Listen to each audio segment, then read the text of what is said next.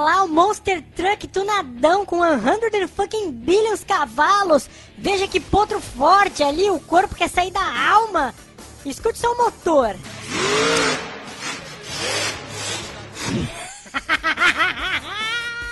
O eixo farináceo. Olha só, desmantelou tudo. O Miguelito ali se lamenta. Ele disse que não podia ter comprado esse Hot Wheels no camelô.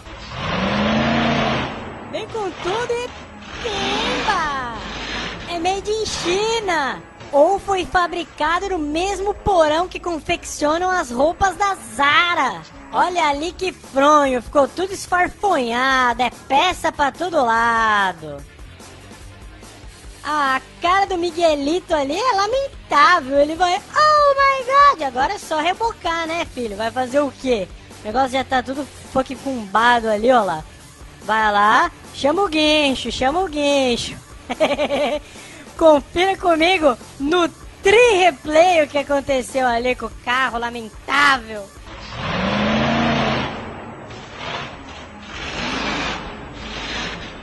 Bizarrésimo. E nesse mesmo pique que incendeia vosso coração, clique em mostrar ketchup maionese, inscreva-se no canal Game Humorístico Vlog Zé Graça 3, clique no primeiro vídeo e veja o vídeo proibido, clique no segundo veja os pimpolhos desviando dos chutes. I feel good, la ga ga ga, I knew that I would not, la ga ga ga. So good, la ga, so good, la I got you, baby, baby.